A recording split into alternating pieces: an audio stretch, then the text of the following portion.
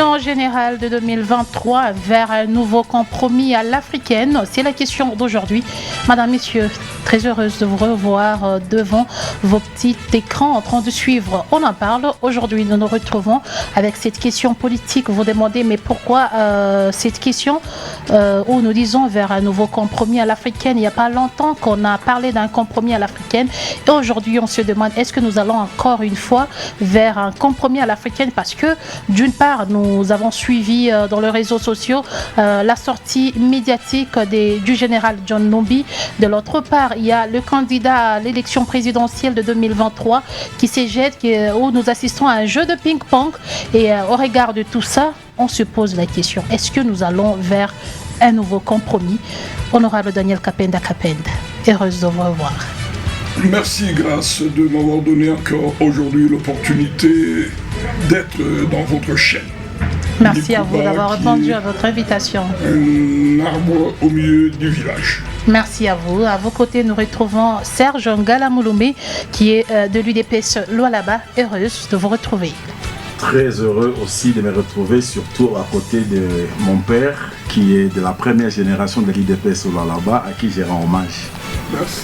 Merci à vous. Et enfin, nous avons Maître Djerimbayo, qui est avec nous en tant qu'analyste politique. Bienvenue, Maître. Merci et bonjour à tous les auditeurs ainsi qu'aux co-débatteurs avec qui j'espère nous allons passer un bon moment. Alors je préfère commencer directement avec vous, Maître Djerimbayo. Est-ce qu'aujourd'hui vous avez suivi, je suppose, la déclaration de John Numbi? Est-ce que peut-on accorder du crédit à sa sortie médiatique? Au contenu, bien sûr.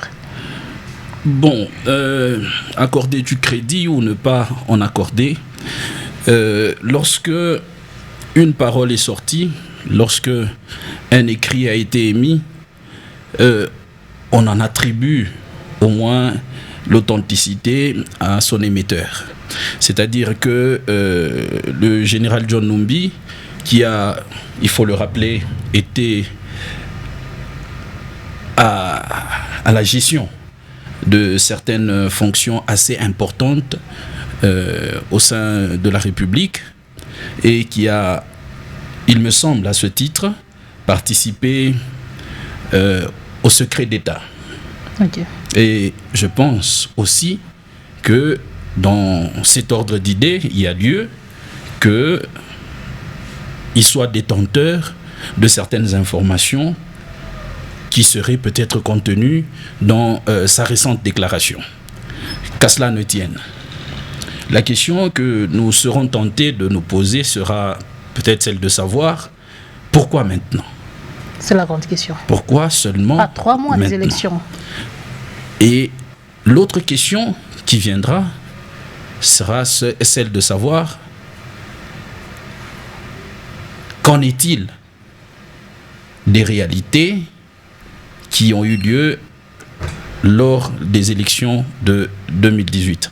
Déjà d'emblée, pour rappel, vous vous souviendrez qu'il y a eu d'abord une première échéance qui était prévue pour 2016, mais qui n'a pas tenu, du fait de plusieurs raisons qui auront été avancées par le régime Joseph Kabila, et qui finalement ne pourront aboutir qu'en 2018 avec l'organisation des élections à l'issue desquelles M. Félix Tshilombo a été déclaré gagnant et par conséquent président de la République. Et déjà à cette époque, il vous souviendra que pendant la période de campagne électorale, plusieurs, c'est de notoriété d'ailleurs, aujourd'hui on n'en discute plus, plusieurs étaient convaincus que c'est Martin Fayoulou qui devait passer du fait de son alliance avec Moïse Katumbi, Jean-Pierre Bemba, qui sont des ténors de l'opposition ou qui furent des ténors de l'opposition à cette époque-là.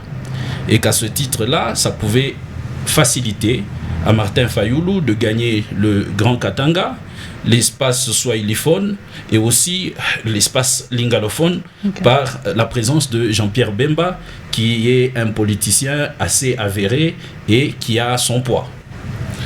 Mais personne ne pouvait, dans ces circonstances-là, s'attendre à ce que ça soit Emmanuel Ramazani Shadari qui passe, quoi qu'ayant été le dauphin sur lequel le président sortant avait jeté son dévolu.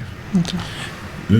Tout de même, vous allez apprendre dans les déclarations de Martin Fayoulou, notamment, et aussi du professeur Martin Moulumba, qui diront que le résultat proclamé par la CENI et confirmé par la Cour constitutionnelle en 2018 venait d'un arrangement, d'un accord qui aurait eu lieu entre le régime en place à l'époque et M. Félix Tshisekedi, partant de la base selon laquelle Martin Fayoulou était difficile à approcher et que, par contre, Félix Tshilombo offrait dans ses déclarations la possibilité d'un échange, d'une collaboration, surtout que le régime sortant avait pu arracher une représentation au niveau du Parlement assez importante et que pour le bon fonctionnement des institutions, il aurait fallu envisager la possibilité d'un arrangement ou d'une négociation visant à mettre en place un cadre apaisé de fonctionnement des institutions. Alors c'est dans ce contexte-là que j'imagine que peut-être il y aurait eu un accord. Mais si cela vient d'être renforcé par des gens qui y ont participé, il me semble, c'est qu'il y a lieu pour les institutions du côté judiciaire de se pencher sur la question pour poser, interpeller les uns et les autres, de sorte à nous éclairer sur la véracité de ces faits. Donc jusque-là, la population ne sait pas où c'est situé. Bon, je pense qu'il faudrait que les personnes concernées qui ont participé à ces fameux accords soient interpellées pour qu'elles puissent éclairer la population. Merci maître. Alors honorable Daniel Kapenda-Kapende, il y a eu d'abord la déclaration de Corneille Nangaa qui fut président de la CENI au scrutin de 2018. Et il y a eu finalement John Lumbi qui a fait sa sortie médiatique, qui a affirmé la même chose, qui a parlé d'un accord qui existerait entre les deux présidents, c'est-à-dire celui sortant et Tshisekedi qui est entré au pouvoir. Alors aujourd'hui, à 3 mois des élections, qu'est présage ces sorties médiatiques? Est-ce que ça peut avoir de l'impact sur les scrutins en cours? Merci, Grâce, de m'avoir posé cette pertinente question. Et vous savez que le sujet à l'ordre du jour, c'est un sujet très délicat. Il est très délicat parce que toutes les analyses faites avant, je crois que Grâce, j'ai eu la chance d'être dans des émissions sur le même plateau. Justement. Où je te disais, Grâce, je ne vois pas le climat dans lequel on est en train d'évoluer et je ne vois pas comment on irait aux élections dans ce climat. Et à ce moment-là, j'étais en train de fustiger l'organisation même des enrôlements, l'organisation de tout ce qui était mis en place pour préparer ces élections. Je le disais clairement et je crois que vous en êtes témoin. Au début, pour rappel, à l'époque, on a parlé d'une coalition. FCC cash. Okay. Il y avait une coalition. Et moi, avec un ami analyste politique comme moi, et politicien verrait comment on disait, il aurait fallu qu'on parlasse d'une cohabitation et non d'une coalition. Parce qu'à ce moment-là, en faisant une coalition, ça sera refondre toutes les deux tendances dans une seule. Or, il faut une cohabitation, chacun avec sa façon de gérer les choses, et on se regarde en chaîne de faïence et on gère le pays. Pourquoi est-ce qu'il y a eu d'abord ces accords? C'est ça qui subodore, et qu'il y avait eu des accords préalables pour qu'on arrive à une forme de gestion dans une coalition que moi, je fustigeais déjà en disant qu'il fallait une cohabitation. Bien sûr, lorsqu'il y a deux tendances qui se mettent en place, avec l'expérience politique que j'ai, J'ai adhéré à l'UDPS en 92 et l'UDPS a été créé en 82. 10 ans après, je suis content de voir un enfant en face de moi qui est le fils de mon vice-président, avec qui on a géré l'UDPS à Kolwezi pendant des années. Son père, c'était mon adjoint à l'UDPS. Okay. Alors, c'est pour dire qu'il en sait quelque chose, il connaît l'histoire, il est très intelligent, il connaît. C'est pour te dire quoi, car je vais dire ceci. Nous sommes dans une démocratie très fragile. Si nous partons dans des compromis, ce n'est pas pour le plaisir d'y aller. C'est pourquoi alors? C'est pour protéger nos populations. Alors pourquoi parler des élections si nous voulons vraiment aller à des compromis? Nous croyons... Non. Il venait de vous rappeler que les élections étaient projetées en 2016 et n'ont eu lieu qu'en 2018. C'est-à-dire qu'il y a eu un temps de repli pour voir est-ce qu'en y allant de cette manière-là, en y allant à la va-vite, en y allant dans des contestations, en y allant dans le tribalisme éhonté, est-ce qu'on peut arriver à de bonnes élections? Mais non. Et on a trouvé qu'il fallait les sursoir, faire une petite transition, et ça nous a amené le pont de l'alternance que nous avons connu en est une illustration de cette cohabitation qui a été saluée par le monde entier. Et les gens ont été surpris de voir qu'un État comme le Congo, nous ne sommes pas n'importe quel pays grâce. Nous sommes un géant de l'Afrique, nous, Congolais. Et nous ne devons pas faire de choses à la manière des apprentis. Est-ce que l'histoire ne nous rattrape pas aujourd'hui? Qui disait quoi? On ne savait pas qu'il y avait des accords signés. Mais aujourd'hui, non, c'est-à-dire un analyste politique avéré comprendrait tout de suite qu'il y a eu des accords. Un analyste. Parce qu'il dit, mais pourquoi est-ce qu'on a parlé d'une cohabitation? Aujourd'hui, après la rupture de cette coalition, il y a eu des transhumances terribles. Il y a eu des transhumances qui n'ont pas de nom aujourd'hui. Les gens sont partis d'un tel bord à l'autre bord. Qui veut aller boire le lait, qui veut aller boire le miel, et il y a eu tout ça. C'est quoi l'intention en publiant ces informations à la veille des élections? Oui, parce que moi je crois que la question là, tu ne peux la poser qu'à celui qui a fait ces déclarations-là. Mais moi, vous êtes un analyste politique. En tant qu'observateur, c'est-à-dire que c'est le ras-le-bol, où on a remarqué que les accords sont en train d'être violés, on se disait aux approches des élections, parce qu'ils avaient des termes bien clairs dans leur texte. À la fin, avant qu'on arrive à cette date, il y aurait eu déjà un consensus, il y aurait eu déjà des réminiscences qui pouvaient nous dire non, je crois que nous allons vers telle ou telle situation. Mais, comme toujours, quand deux protagonistes sont en face l'un de l'autre, il y a des lieutenants de la cour qui, eux, ont déjà goûté au plaisir de ce qui se passe, qui ne peuvent pas vous dire le contraire. Ils ne peuvent même pas vouloir vous dire non, ça c'est pas bon. Ils ne sauront même pas, parce que vous avez déjà atteint une notoriété qui fait que, en disant cela, vous êtes taxé déjà d'ennemis ou de mécontents. Alors vous comprendrez tout de suite, madame, que nous devons, si moi j'étais à la place des uns des autres, j'aurais voulu le compromis pourvu qu'on aille à des élections inclusives, parce qu'on en parle. À des élections transparentes, on en parle. Madame, moi et toi, on était sur ce plateau. Vous avez décrié qu'on aurait ramassé des machines chez des gens. Des machines d'enrôlement pour qu'on bourre les urnes. Toutes ces choses-là ont fait qu'il y a des contestations de tous les côtés. Il y a des contestations dans tous les camps. Il n'y a pas que ceux qui ont fait des déclarations. Il y a d'autres qui sont sur le terrain. Vous avez suivi Denis Mukwege, son analyse. Vous avez suivi tous ceux qui... Mais aujourd'hui, il y a le porte-parole du gouvernement congolais, Patrick Muyaya, qui a réagi par rapport à la sortie médiatique de John Numbi. Alors, à votre niveau, est-ce que peut-on prendre John Numbi au sérieux? Parce que lorsque nous suivons sa déclaration, il y a une forme de menace. Est-ce qu'on peut le prendre au sérieux? Je ne peux pas dire qu'on peut le prendre au sérieux, oui ou non.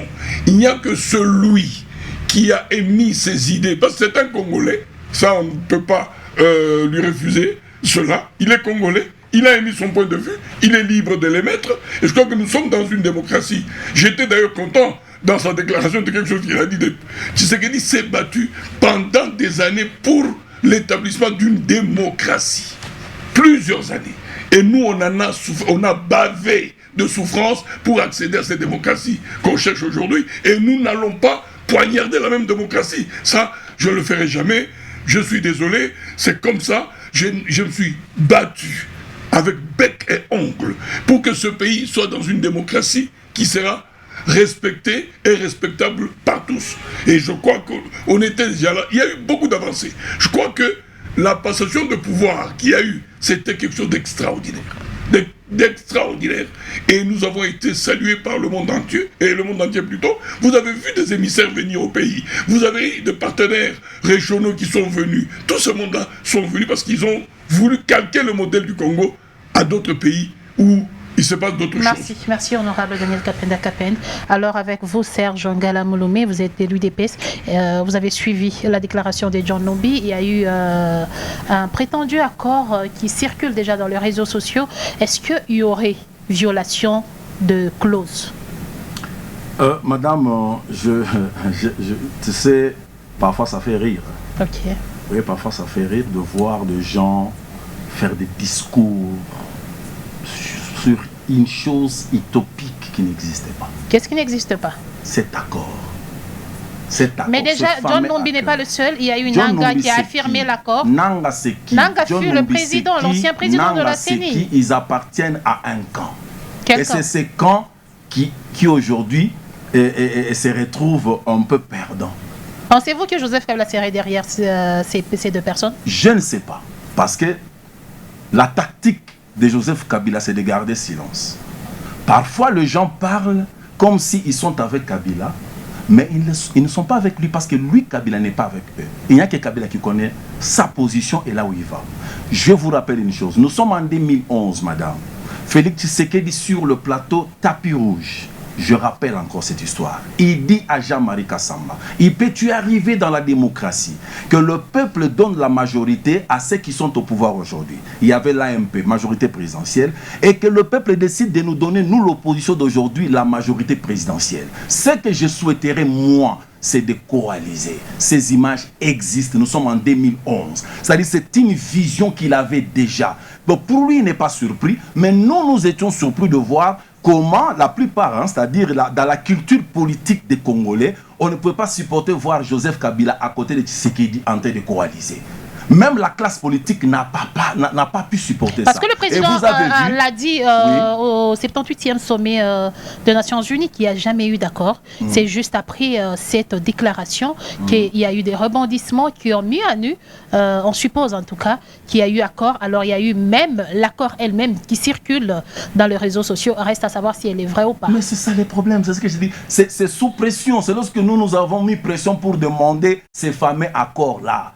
Donnez-nous cet accord-là. Ça fait 2 ans, 3 ans, 4 ans qu'on parle de cet accord. On n'a jamais brandi. Pourquoi on va brandir un truc qui n'a pas de sens? Lisez ça, vous allez comprendre qu'il y a des fautes de français graves dans cet accord-là. Donc ça ne donne même pas crédit. Et John Nombi dit avoir participé. Participer à quoi, madame? Cet accord. Participer à quoi? Joseph Kabila a compris que Joseph Kabila devait savoir déjà qui avait gagné.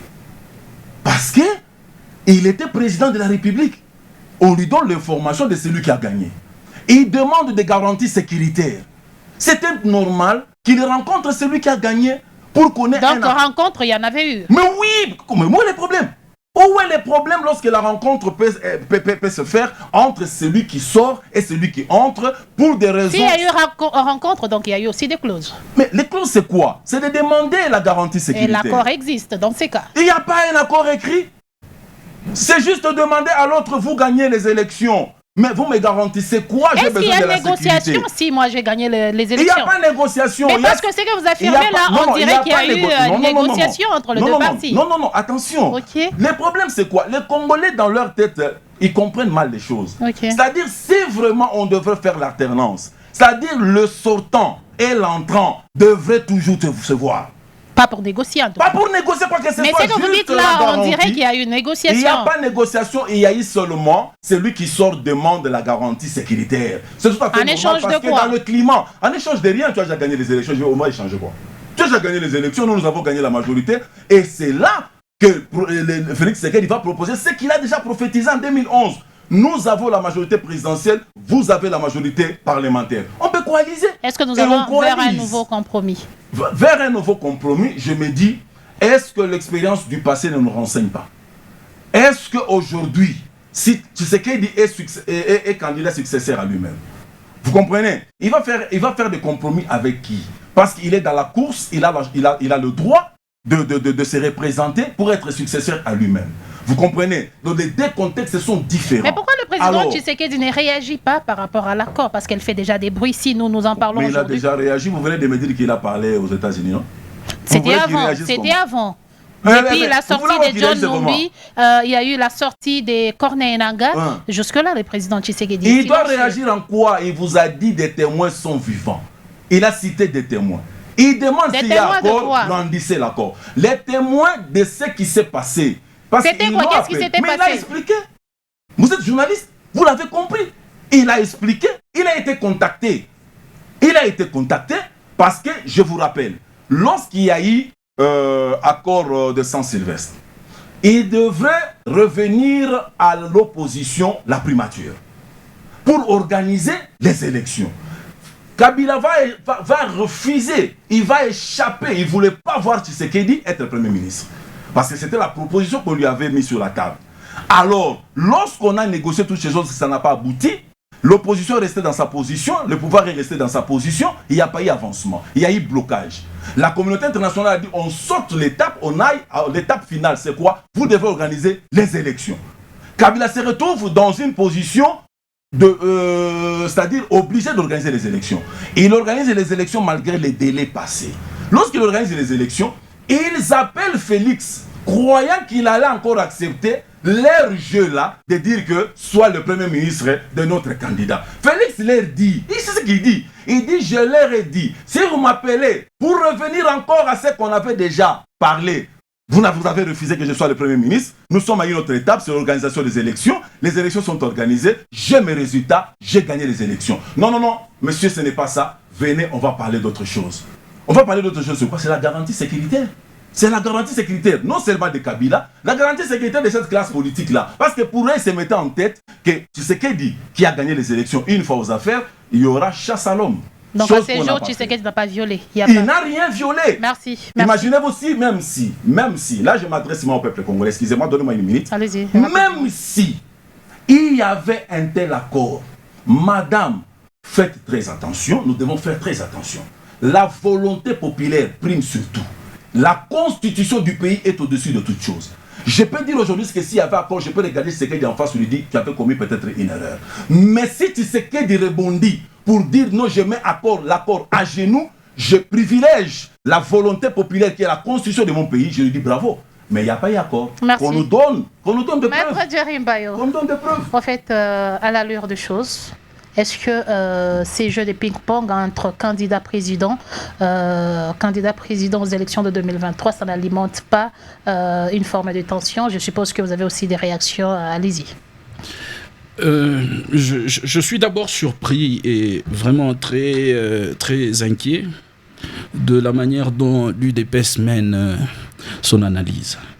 Et je pense que nous sommes en train de nous adresser à un peuple, à une population qui devient de plus en plus mature par rapport à l'analyse des faits que nous vivons au quotidien, et ou soit les faits que nous offre la sphère politique. D'abord, je suis très inquiet et très étonné de l'entendre dire qu'il se moque des déclarations faites par le général John Numbi et Corneille Nangaa. Il faut d'abord rappeler que Corneille Nangaa est l'ancien président de la CENI. Qu'est-ce que cela veut dire? Il est celui qui a déclaré qui avait le pouvoir. Ah, s'il me demande ce que cela veut dire, ça signifie qu'on n'accorde aucune valeur, aucun crédit, aucune importance aux institutions de l'État. Parce que le président, s'il vous plaît... S'il avait fait cette déclaration tant que président... Merci, M. Serge. Permettez... Il le fait tant que vous avez consommé votre temps. Permettez à Maître Djerim aussi de parler. Vous pouvez avoir la décence d'écouter, comme nous l'avons fait. Ce que je voudrais dire, c'est ceci. C'est que les textes, nous appartenons à au système latino-européen, qui est guidé par la hiérarchisation des normes. C'est-à-dire qu'il y a des textes, vous voyez que vous vous en moquez parce que l'UDPS se fout complètement, disons la nouvelle version de l'UDPS, se fout complètement du respect des textes. Quel texte? Il y a combien de versions? Le respect des textes De quel texte rend meilleur. De quel texte parlez-vous? Vous auriez exercé le silence, vous auriez compris. Merci de me fermer je le micro comprends de que- Serge Ngalamoulou. Non, on peut le laisser ouvert, mais seulement nous savons que c'est ça la culture UDPS. Non. L'UDPS Soyez parle, clair. De mais quel texte l'UDPS il n'a s'agit? pas la force d'écouter. De quel texte il s'agit? Et c'est ça qui fait qu'aujourd'hui, nous avons des gens qui sont bornés uniquement à leur propre conception. Alors que c'est en m'ouvrant à Paris que Paris m'a ouvert à moi-même. Voilà comment les autres réfléchissent. Nous vous écoutons. Aujourd'hui, Monsieur Ngalamouloumé, vous qui prétendez qu'il n'y a pas eu d'accord, déjà avant les élections, lisez les œuvres du professeur Martin Moulumba, qui est professeur à l'Université de Paris 1, qui faisait déjà ressortir l'existence de certaines rencontres entre la tendance de M. Félix Tshisekedi et la formation de Joseph Kabila. Et du côté de tous les deux, cela a été guidé par M. Vital Kamerhe, qui avait l'avantage d'avoir géré, d'avoir été au pouvoir et au contact avec les deux belligérants et qui faciliterait la mise en place d'un cadre de concertation afin de parvenir au choix qui serait judicieux pour la nation. Et aussi, il faudrait que je vous rappelle qu'à cette époque-là, tous nous n'étions pas sur Jupiter, nous étions sur Terre. Et nous savions, nous avons senti, des déclarations s'en sont suivies, notamment sur France 24, où il a été clairement décrié le fait que c'est Martin Fayoulou qui aurait eu le plus de voix, mais que sur le plan strictement juridique, ayant eu la possibilité de manipuler peut-être certaines institutions, celles-ci ont été inféodées et se sont retrouvées dans l'obligation de répondre selon les appétits de celui qui en avait le commandement. Revenons sur l'existence d'un accord. Tout à l'heure, vous avez dit une chose et son contraire. Vous avez dit que Félix n'avait jamais eu d'accord avec Joseph Kabila. Mais en même temps, vous avez dit ici qu'il était en droit de pouvoir échanger parce que il y avait le président entrant et le président sortant. Exactement. Comment l'aurait-il su puisque les élections, les résultats n'avaient pas encore été proclamés? Il avait ce résultat. Avant Comment? la proclamation alors. Il avait ce résultat. Comment peut-on Kabila avoir... pouvait être informé. Vous savez dans quel climat les élections se sont passées en 2018? Est-ce que vous vous rappelez dans quel climat on était? Il faudrait aussi à cela y ajouter peut-être certaines déclarations de M. Willy Ngoma qui n'ont jamais été contredites jusqu'à ce jour. Parce que lorsque aujourd'hui nous parlons des accords qui ont eu lieu, il y a eu plusieurs belligérants, il y a eu plusieurs intervenants, parmi lesquels certains, vous préférez simplement les réduire au silence, alors que vous n'avez jamais donné une preuve contraire. Puisqu'il s'agit de donner des preuves, la loi voudrait assez que le ministère public instruise une affaire, même sur base d'un simple soupçon. Lorsqu'on soupçonne que ce monsieur doit être à l'origine du meurtre de tel autre, le ministère public est fondé à poser déjà les premiers actes. 30 secondes. Mais que se passe-t-il? Vous qui êtes homme de... vous qui prônez l'état de droit, que se passe-t-il? Qu'est-ce que vous auriez souhaité lorsque, dans un état sérieux, des personnes qui ont été à la gestion des fonctions les plus élevées, qui ont été appelées à manipuler certaines décisions importantes, viennent à faire des déclarations ouvertes, selon lesquelles voici ce qui devait être et à la place voici ce qui s'est passé. Mais que tout cela constituant des faits à caractère infractionnel, les institutions ou bien l'appareil judiciaire n'aient à poser aucun acte. Vous trouvez cela normal?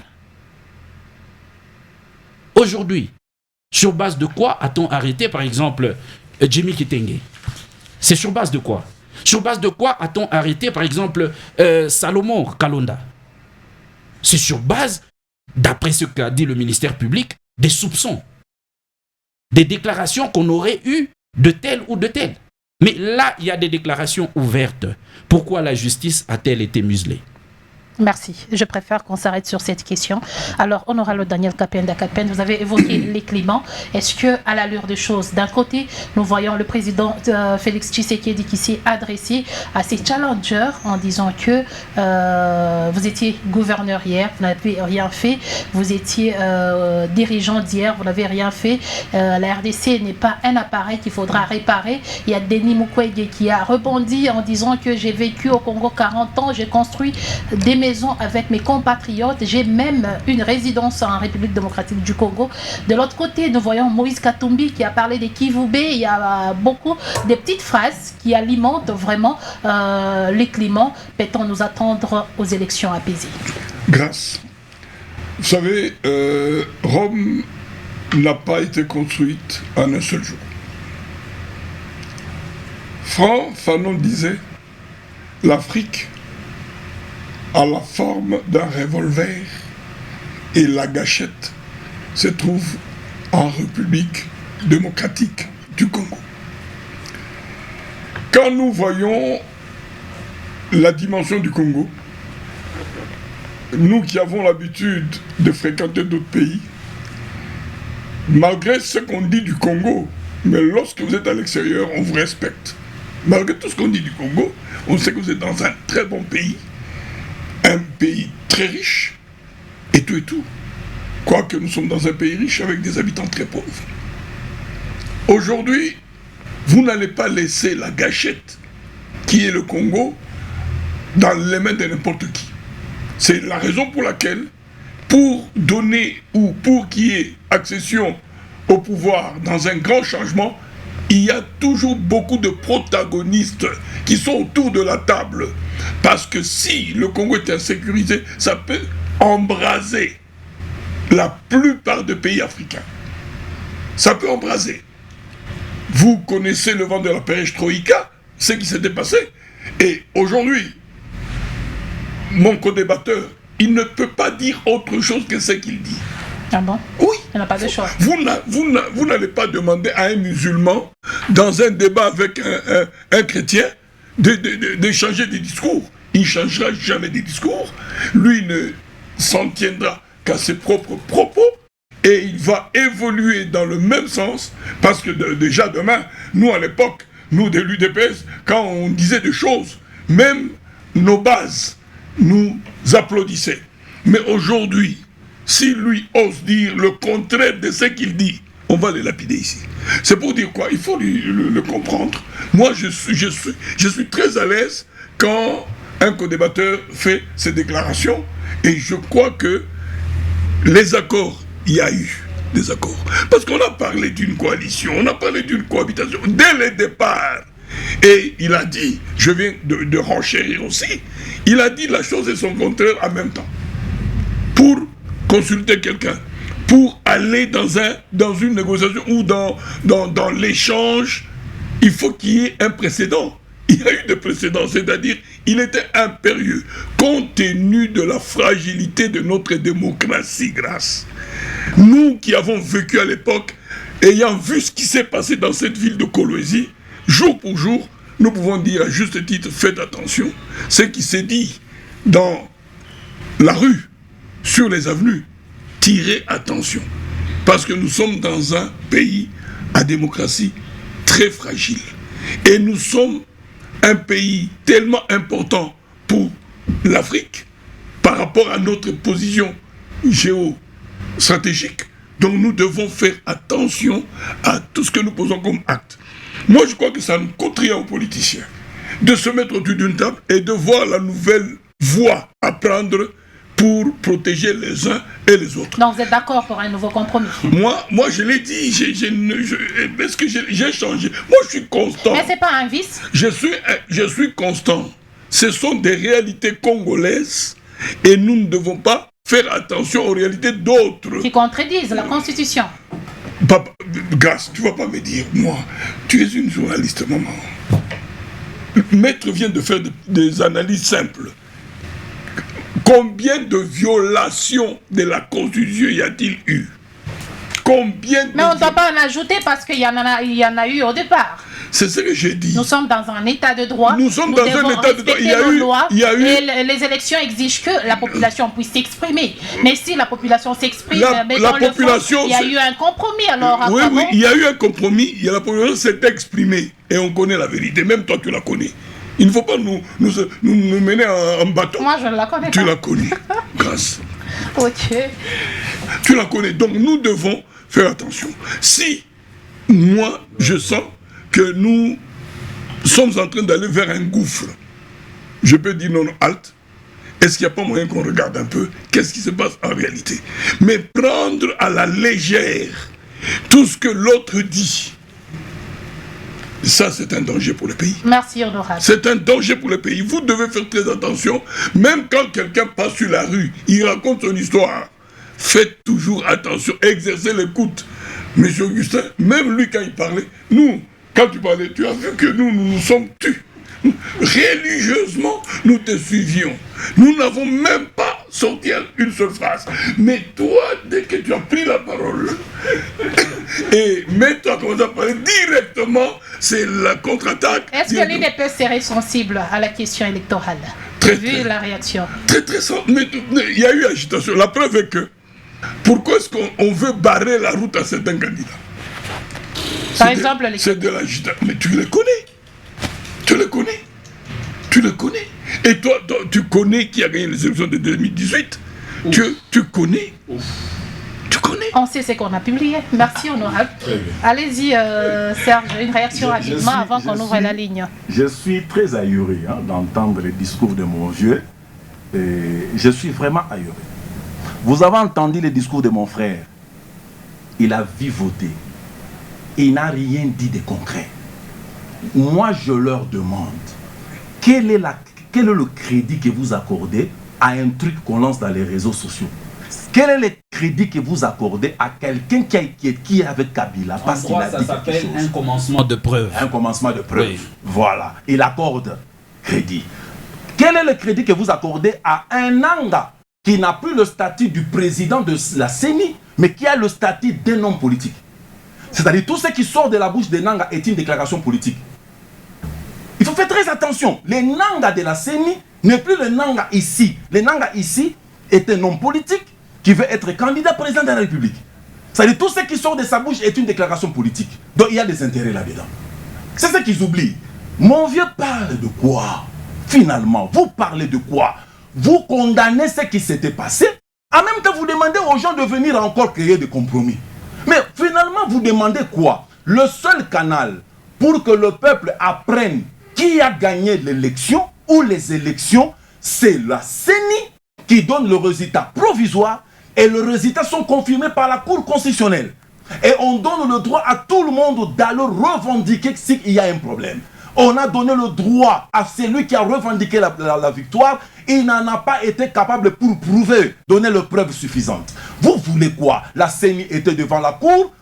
Le parti, Martin Fayoulou était devant la Cour avec tous ses témoins. Il n'a pas pu démontrer comment lui a eu la victoire. Mais vous voulez quoi? Parce que c'est le seul canal. Mais s'il n'est pas d'accord, le problème n'est pas d'être d'accord. Le problème n'est pas d'être d'accord ou de ne pas être d'accord. Le problème, c'est d'être concret, d'être sérieux, d'être réaliste. Okay. John Onumbi est un élément du régime passé. Nanga fut président de la CENI. Mais même l'actuel chef d'état-major vient du régime passé. Qui a restructuré la police nationale? Qui a restructuré la garde républicaine? L'actuel chef d'état-major. Vous l'avez vu s'impliquer en quoi? Mais allons-y doucement. Monsieur Vital Kamerhe, allons-y doucement. Il dit ceci. Mais monsieur Vital Kamerhe a été président de l'Assemblée nationale. Il y a eu des rencontres. Madame, il oublie. Avant les élections, il y a eu des rencontres entre la famille de Tshisekedi et Etienne Ouamulumba, avec l'opposition qui était derrière lui, tout le monde qui était derrière lui. Est-ce que vous en avez des preuves pour autant? Mais vous voulez en quoi est-ce que ça sera vrai alors? Vous venez de le dire vous-même. Donc c'est vrai lorsque c'est vous qui le déclarez et c'est faux lorsque les autres... c'est quoi? Voilà. Le rencontre qu'il y a eu, c'était pour qu'il y ait un accord, l'accord de Saint-Sylvestre. cet accord qui devrait donner de principe rassurant à tout le monde pour qu'on aille aux élections. Et il y a accord. C'est ça, c'est le résultat de ces rencontres dont tu parles. Nous ne parlons pas de ça. Il rencontre tout le monde. C'est que tu sais qu'il a parcouru le monde. Il a rencontré les gens de Kabila, il a rencontré la communauté internationale. Et il y a eu accord de Saint-Sylvestre, monsieur. N'accordez pas, ne faites pas la confusion entre ces rencontres-là avec les élections de 2018. Ça n'a rien à voir. Merci. Je pense qu'on ouvre la ligne. On va vous écouter, vous qui nous suivez à travers vos maisons, vos véhicules, vos bureaux. Il est temps que vous puissiez également vous prononcer sur la question qui dit aujourd'hui élection générale de 2023 vers un nouveau compromis à l'africaine. Oui, allô? Allô? Vous êtes en direct. Jambo, mon frère. Jambo, Sana, monsieur Serge. Capitaine national du peuple, général Amouromé. Capitaine, si un membre de la IDPS pour la monnaie s'appelle Zingala Koulbe, il souvient plus qu'il a gestion de la IDPS. Général Amouromé, pour m'engager pour honorable capitaine de Macho. Et la grande vous m'avez bien expliqué. Voilà, il faut la famille dans le Congo, il est chez malédiction du pays. Il dit, on a un accord, ça fait un accord. Pourquoi l'accord, il est le on a retrouvé ça. Pourquoi le président africain, d'abord, accord, il est par exemple Rwanda, Ouganda, Burundi, Kenya. On a la présidence de l'institution, la manage d'État. On a un équipe composée. On a un ajustement à l'industrie. Monsieur Serge, vous sortez entrecoupé, s'il vous plaît. Est-ce que vous pouvez raccrocher et recomposer le plus 243 97 33 32 833 ou le plus 243 81 66 53 266. Oui, allô? Bonjour, madame. Vous êtes en direct. Bienvenue, monsieur. Merci. Ok. Madame,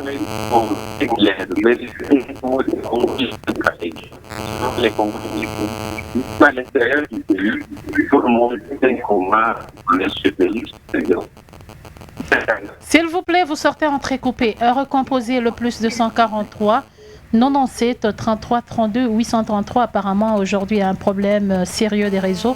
Mais insistez, je pense que vous finirez par bien passer pour qu'on puisse mieux vous écouter. Ça va nous aider à avancer avec ces débats. Oui, allô? Allô, madame. Vous êtes en direct. Oui, c'est pas Daniel de la Monica. Ok. C'est parce que j'ai parlé tous les invités, le monsieur de l'IDPS par rapport à ce parler. Ok. Je suis IDPS, ma bébé ou un homme, c'est qu'elle venait à pays où le président est assez difficile. Ça a eu, dans le projet qui se passe, pour ouvrir un accord, qui expliquera, je suis pas de Aujourd'hui, il y a vraiment un problème. On a du mal à vous saisir parce que vous sortez entrecoupé. S'il vous plaît, recomposez les plus 243 97 33 32 833. Oui, allô? Bonjour, madame. Bienvenue, monsieur. Allô? Allô? Allez-y, on vous écoute. Je pense que je suis obligée de suspendre avec les appels vu la qualité du réseau n'est pas vraiment bonne. Alors on aura le Daniel Kapenda. Vous avez quelque chose à ajouter ou une réaction? Non, je remercie beaucoup le co-débatteur de l'UDPS pour son courage et sa détermination de défendre l'UDPS. C'est une bonne chose, mais ce que je lui demanderais, c'est de avoir parfois la liberté d'exprimer ce qu'on sait exactement et de ne pas être celui qu'on dirige par des mots d'ordre. Et nous, dans notre école avec Étienne, ça n'existe pas. On te disait tout simplement, monsieur, tu es le président, si tu es à tel endroit, fais attention à ça. Mais quand il s'agissait de quelque chose qui n'allait pas, moi je disais tout de suite, mon point de vue c'est ça par rapport à ça. Ça va aider le gouvernant à faire une bonne gouvernance. Mais quand vous devenez des batteurs de tam-tam, des dialolistes, ça devient dangereux. Pour celui que vous voulez protéger. Parce que le pouvoir doit être protégé par l'UDPS. Et leur comportement, même sur le terrain, doit privilégier celui qui est au sommet qu'ils doivent porter. Et ça, c'est important. Mais alors, quand vous venez dans un débat avec des positions drastiques, des positions carrées, ça devient dangereux. Ça devient très dangereux parce que vous n'amenez pas ici, nous ne sommes pas venus raconter nos tendances. Non, nous sommes en train de faire une analyse des faits. Et moi, en tant qu'analyste, en tant que politique, eh ben, j'ai la liberté de faire une analyse par rapport à ce que je suis en train de voir sur le terrain. Et mon point de vue est clair. Moi, je privilégie toujours, parce que j'ai toujours dit, il est toujours mieux de se retrouver, nous sommes africains, autour de l'arbre à palabre. De parler quand nous sentons qu'il y a de bruit qui viennent de gauche et de droite, c'est ce qu'il a dit. Quel crédit accordez-vous aux déclarations de tel? Mais finalement, on accorderait du crédit aux déclarations de qui? De qui? Parce que chacun parlera par rapport à l'intérêt de sa tendance. Mais est-ce que John Numbi ne serait pas en train de menacer les régimes en place? Ça ne dépend que de lui. Ça ne dépend que de lui. C'est lui qui a émis ça. Ça ne dépend que de lui. Moi, je ne peux pas le juger, je n'ai pas le droit de le juger. Il est en train de parler qu'il était l'un des pions majeurs. Madame, est-ce que vous vous souviendrez qu'au début du régime, qui était le chouchou de la cour du président? Le chouchou, c'était John. C'était John. Il était parmi les chouchous. Non, c'est pas quelqu'un à prendre à la légère. C'est pour ça que moi je dis, c'est comme si Ngalamoulou même me parle d'un problème qu'il y a eu à l'UDPS pendant cette période. Je dois l'écouter. Il a dit, tu sais, quand nous étions à l'époque de Saïza, voilà ce qu'il y a eu. Je dois l'écouter. Je ne veux pas dire non. Nous, on est dans notre courant actuel. C'est cette histoire de... Non. Je venais juste de vous dire, qui était-il à cette époque-là? Puisque vous êtes analyste, est-ce que les régimes en place est-il tranquille à la l'heure de choses? Non, si c'est un régime responsable, ils ne peuvent pas être tranquilles. Ils doivent se poser des questions. Si ils sont manfoutistes, ils disent qu'ils savent se faire foutre, nous on n'a rien à faire. Non, c'est dangereux. Moi je crois qu'ils doivent exercer l'écoute et voir qu'est-ce qui privilégie le Congolais. On a besoin de quoi présentement? On a besoin de paix, maman. Vous avez, quand vous vous réveillez un matin, qu'il y a élection, vous savez qu'il y a eu des candidats qui sont allés dans certaines provinces, on leur a dit, ne nous citez pas tel nom, ne nous citez pas tel nom. Ça a déjà commencé maintenant. Si vous ne le savez pas, ne nous citez pas. Si tu veux, viens parler de toi-même. Si tu cites tel ou tel, eh bien, oublie-nous. On a vu ça. Merci. Avec Fayoulou. Ce sont des conseils. Merci, c'était un plaisir pour moi de vous recevoir, honorable Daniel Kapenda-Kapel. Allez-y, Serge Ngalamoulou, parce que je vais finir avec... Mais je n'ai cité personne, Jamboui. Vous comprenez les discours Allez, de mon vieux, que je respecte beaucoup. Oui. C'est un discours de Sommes-nous en période de pleine campagne avec tout ce que nous voyons comme pic entre candidats? C'est normal.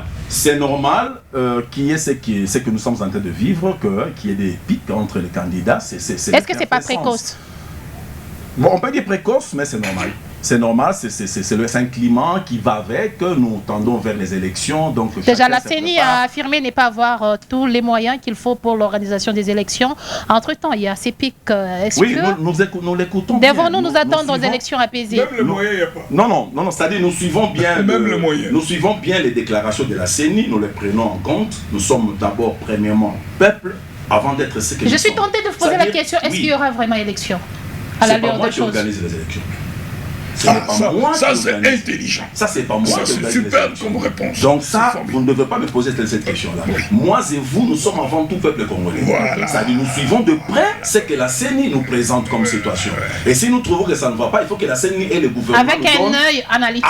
Avec un œil analytique. Voilà. Tout en étant responsable de ce qui peut arriver au cas où il n'y a pas élection. Nous ne devons pas brûler le pays. C'est-à-dire nous allons prendre des options responsables. Vous comprenez? Donc un compromis à l'africaine. Voilà. C'est à ce niveau que le compromis est. C'est à ce niveau que le compromis est important. Vous comprenez? Parce qu'il s'agit de la nation. Il s'agit de l'avenir de tout un peuple. Voilà. Vous comprenez? Ce que je veux dire à mon vieux, c'est quoi? Ce n'est pas parce que je suis de l'époque des 16 que je vous dis des choses que vous devez toujours croire. Non. Vous devez aussi avoir un esprit d'analyse. Dire non. Il me dit des choses de l'IDPS, de la période Saïza, mais je suis IDPS. Oui. Ça dit, il faut que je vérifie si ça tient ou pas, parce que je connais la logique du parti. Est-ce que vous êtes dans le bon ou pas? Et puis je peux avoir des conseils à partir de lui. Que monsieur, ce que vous me dites là, vous n'êtes pas dans le bon, attention, il y a ça, il y a ça. Je voulais dire quoi? Aujourd'hui sur ce plateau, encore une fois, je suis encore venu vous dire, personne ne vous donnera de preuves de tous ces murmures-là. Personne. S'il y a une rencontre, moi je ne trouve pas de problème. Ce sont des Congolais. Quand vous nous demandez aujourd'hui encore de nous réunir, mais on va encore parler de compromis. Mais si une personne en parle, c'est bon. Mais quand il y a eu une deuxième personne, là, même cinquième, même centième, le problème n'est pas là. Le problème c'est que, pourquoi nous réagissons? C'est parce que nous prenons compte de ce qu'ils disent. Saboter c'est quoi? Il n'y a rien là. Parce que Mouyaya a dit que John Numbi veut juste faire peur. Quand je viens dans une émission, ça c'est la deuxième fois qu'on aborde ce sujet, c'est pour vous dire qu'on en tient compte.